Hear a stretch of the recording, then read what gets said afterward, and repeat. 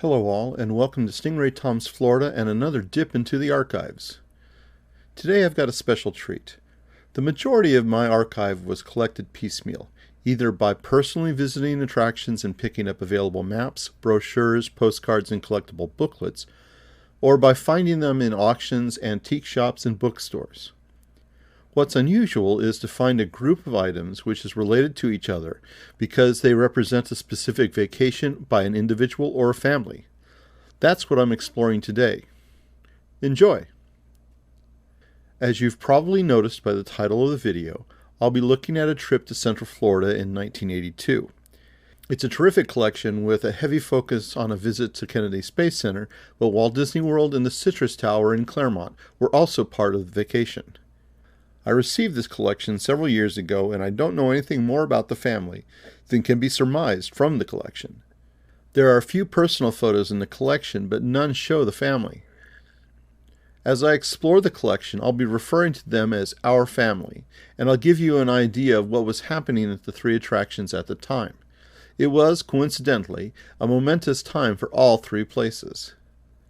While the collection doesn't provide the definitive date for our family's visit to Central Florida, from the available evidence, it was probably during late September in 1982. For example, the Walt Disney World guide and brochure included show that Disney's new theme park, Epcot Center, had not yet opened. It would open on October 1st, marking the first time two major theme parks would sit on the same property. Our family's collection also included a newspaper clipping which announces that the Space Shuttle Columbia is on the launch pad in preparation for the November 11th launch. Checking NASA's records, we see that Columbia's rollout to Launch Pad 39A for its fifth trip to low Earth orbit happened on September 21st. This isn't enough evidence to show our family visited at the end of September, but they did photograph Columbia on the pad. Yeah, it's a bad photo, but it's helpfully labeled on the back. Their trip appears to have started at Dallas-Fort Worth Regional Airport, where they got a few postcards. It wouldn't be renamed Dallas-Fort Worth International until 1985. They flew into Orlando International Airport and bought more postcards. While the Texas airport was fairly new, as it was constructed in 1973, Orlando International was first a U.S. Army airfield established in 1942 during World War II. The Orlando airport has had a long history of flight operations, including being a strategic air command base and the home of the earliest non-powered tests of the Bell X-1, the first manned airplane to exceed the speed of sound in level flight. The airport didn't fully become a civilian airport until 1975 when McCoy Air Force Base closed. But enough of the airports. Visiting the Citrus Tower, our family will witness an impressive agricultural site. Looking in every direction from the top of the tower, some 200 feet or 61 meters high, they would have surveyed the gently rolling hills of southern Lake County. Their view would be filled with nearly 1 million citrus trees. In September, they would have fruit on them, though it would not ripen for several months. Unfortunately, the 1980s was a rough decade for Florida's citrus industry. While our family would be able to see a never-ending carpet of trees, this view would not last much longer. In the decade's first 3 years, the Orlando area had at least one damaging freeze each year. For example, the lowest temperature recorded in Orlando in 1982 was 23 degrees Fahrenheit, or 3 degrees below zero in Celsius. Known as hard freezes, these are devastating to citrus. If the temperature drops below 28 degrees Fahrenheit for more than 3 hours, it damages the fruit. Once that happens, the fruit can no longer be sold as fresh. Hard freezes, however, can damage more than just the fruit. It can also kill the trees. And the 80s would see 3 more hard years, 83, 85, and 89. And the changing weather wasn't the only issue. Less than 2 years after their vacation, an outbreak of citrus canker was discovered in Florida nurseries. Canker is a disease that causes unsightly lesions on the citrus fruit, leaves, and stems. It stresses the trees, causing fruit and leaves to drop prematurely. In short, it's a blight that growers don't want hanging around. Beginning in 1984, 20 to 30 million citrus trees were destroyed as the state worked to prevent the costly disease from spreading. By 1990, the citrus tower was no longer surrounded by thousands of acres of citrus. The area was no longer commercially viable for Florida's most famous commodity. Instead, rows of houses were being built as Claremont found itself transitioning into a bedroom community for nearby Orlando. Big changes were also happening in our family's second stop. In October 2021, Walt Disney World will be 50 years old, which means our family's vacation in 1982 was at the tail end of the 10th anniversary of the Vacation Kingdom. Disney called it the Tencennial. At the time, Disney property hadn't been developed significantly since its 1971 opening date, but as mentioned before, all that would change on October 1st. Epcot Center, a World's Fair-style attraction, would become Disney World's second theme park, and even though it would struggle to reach the hoped-for attendance numbers for several years, Disney never looked back. It was the start of a massive expansion that would see 2 additional theme parks, water parks, a sprawling entertainment complex, and many, many hotels. But I'm getting ahead of myself. Our family didn't visit Epcot Center on this trip. At least it appears that way from their trip collection. They kept the wonderful preview brochure and the guide to the Magic Kingdom. That guide has a map of all the guest areas on the property, but interestingly, it excludes Epcot. The primary mention is an ad for Epcot. I've always loved the image that includes the couple with the white business attire. They even appear to be carrying briefcases. It reminds me of Walt Disney's early vision of Epcot being an actual city with homes and offices. The guide also lists the Epcot Preview Center on Main Street, USA in the Magic Kingdom. Our family's vacation probably did include a trip to the Magic Kingdom and possibly a stay at the Contemporary Hotel. At least there's a postcard of its Grand Canyon concourse with the monorail and a remarkable mosaic created by Disney artist Mary Blair. The Magic Kingdom of 1982 looks similar to when it opened in 1971, but in the intervening 10 years there were 4 rather significant additions. These were the Pirates of the Caribbean, opened in 1973, the Carousel of Progress and Space Mountain, both opened in 1975, and the Big Thunder Mountain Railroad arriving in 1980. Pirates, of course, is one of the world's classic dark rides that originally premiered in Disneyland in 1967. Space Mountain was Disney's first roller coaster and currently is the oldest operating coaster in the state. The Carousel of Progress is considered the longest-running stage show in American theater, as it was originally designed for the 1964 New York World's Fair. Big Thunder was Disney's second roller coaster, and because they had the room, it takes up 2.5 acres or 1 hectare of desert-themed land. Another change, albeit a minor one, was that in 1975, Flight to the Moon was rethemed as Mission to Mars. The primary difference between the 2 attractions is fully explained by the names. This wouldn't be the Tomorrowland attraction's only change, however. It would later morph into the extraterrestrial alien encounter, based on the Alien movie franchise, and then into yet another alien encounter, Stitch's Great Escape, based on Disney's animated movie Lilo and Stitch. Most recently, it's being used for character meet and greets. All in all, 1982 might have been one of the better years to visit Magic Kingdom. The 4 attractions I mentioned are always rated as some of the people's favorites. My list of things to do that year also included the Walt Disney World Railroad, with only 2 stations at the time, the Tropical Serenade, better known to everyone as the Enchanted Tiki Birds, the Mike Fink keelboats, really the cool way to circle Tom Sawyer Island, Mr. Toad's Wild Ride because, save Mr. Toad, and the Wedway People Mover, the best way to de-stress in the Magic Kingdom. Now let's look at the Epcot Center preview brochure. I think the most noticeable feature of the brochure is that it's comprised of beautifully detailed paintings. It's obvious why. The brochure is dated 1981 and was created well before any finishing touches were built in the new park. For example, this aerial painting appears pretty accurate simply because the structures of the buildings were likely finalized, although intriguingly, note the Future World Pavilion at the right front. That represents the Living Seas, a pavilion that wasn't completed until 1986. We know that the Living Seas was planned from the park's beginning, hence its inclusion here. Note that it's not listed on the pages which cover the Future World pavilions.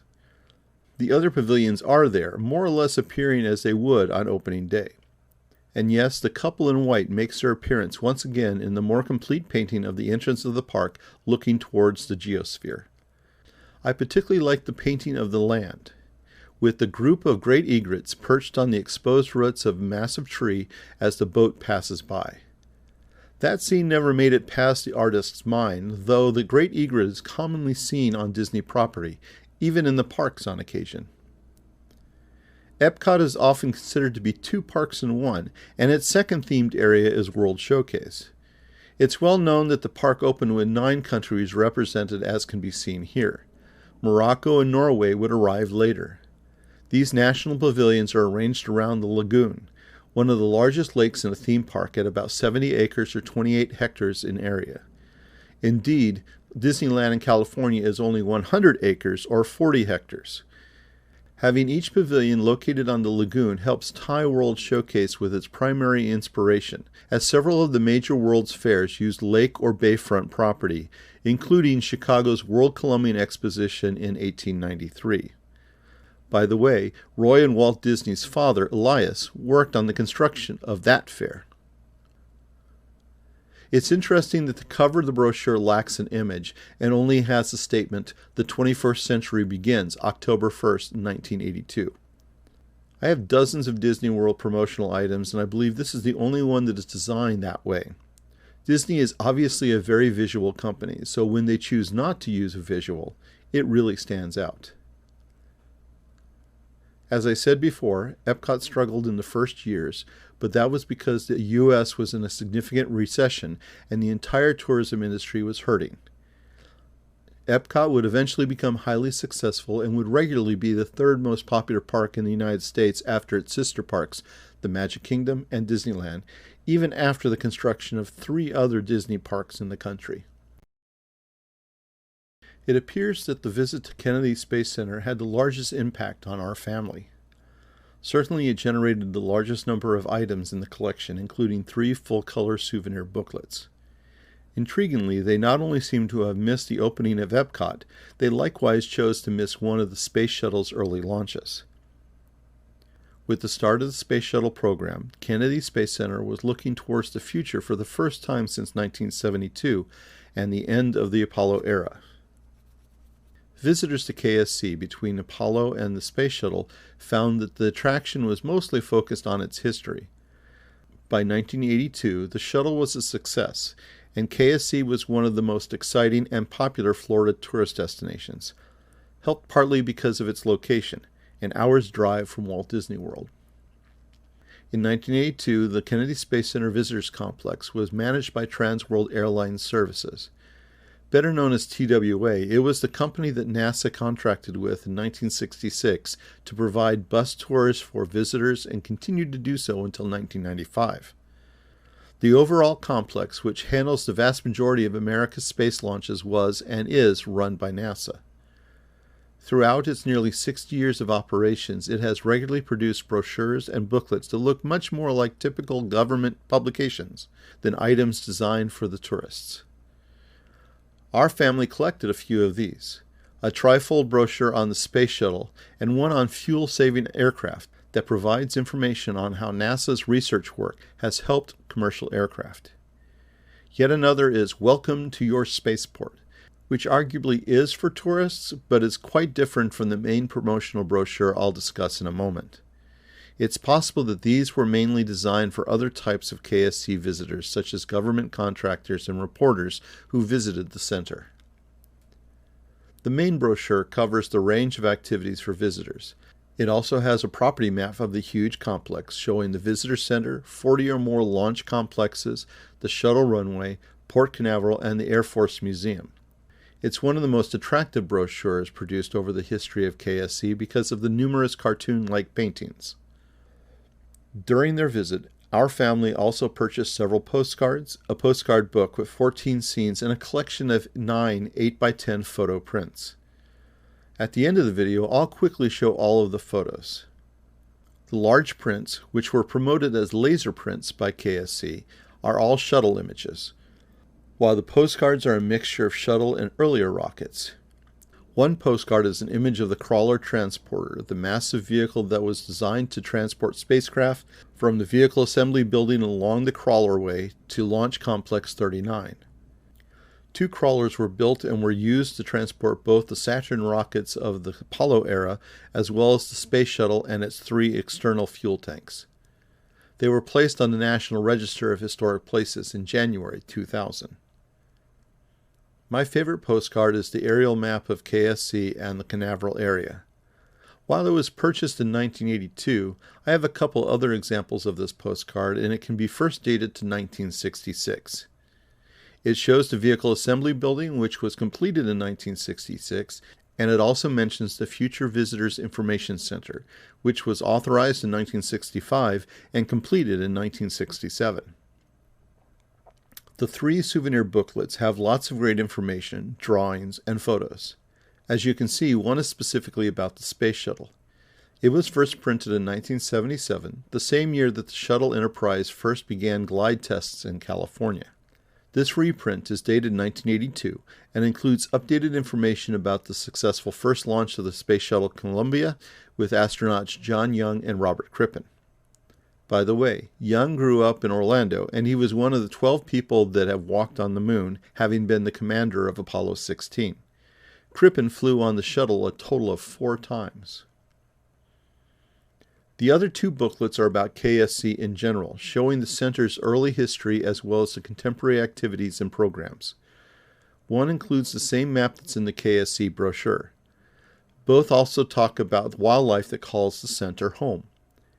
KSC's property includes a great deal of undeveloped land. In fact, reportedly less than 10% of the land has been developed. KSC is also connected to 2 other federal lands, Canaveral National Seashore and Merritt Island National Wildlife Refuge. The combined land of the 3 areas totals 529 square miles, or 1,370 square kilometers, making it one of the largest areas of mostly undeveloped land in Florida. The final part of the collection are 8 personal photos, all showing scenes of KSC, including the Vehicle Assembly Building, the Crawler Transporter, the Rocket Garden at the Visitor Center, a Saturn V rocket, and Space Shuttle Columbia on the launch pad. As grainy as the 2 photos of Columbia are, as I said before, they are an important way to establish a date for the vacation. As a historian, my goal is to come up with an accurate date for every object. When it comes to Florida tourism, it's very hit or miss as to whether brochures and other items come with a date, as no attraction wants to have tourists think that the information they're getting is out of date. That's partly why a collection like this is so fascinating, and why the photos are valuable. The photos that are labeled as Columbia provide good evidence that our family visited Central Florida at the end of September in 1982. I can use that to show that all of the items in the collection were available at that time, which helps to add to the timeline for each of the attractions. For example, I have numerous brochures for the Citrus Tower, though none of them are individually dated, but this collection helps answer some of those questions. I have no idea who our family is and even where they came from, though Texas is a safe guess. I hope they enjoyed themselves, and I'm thankful they created this wonderful collection from a vacation nearly 39 years ago. I visited each of the attractions around the same time and have visited them many more times since then. The 1980s was an interesting time. While the 50s and the 60s were the golden age of Florida tourism, the 80s saw the rise of the major theme parks, Walt Disney World, Busch Gardens, and SeaWorld. While Kennedy Space Center isn't a theme park, throughout the Space Shuttle era it was highly popular, usually being ranked in the top 10 most visited attractions in Florida.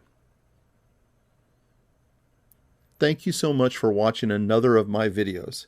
Please hit the like button and subscribe. I'd really appreciate it.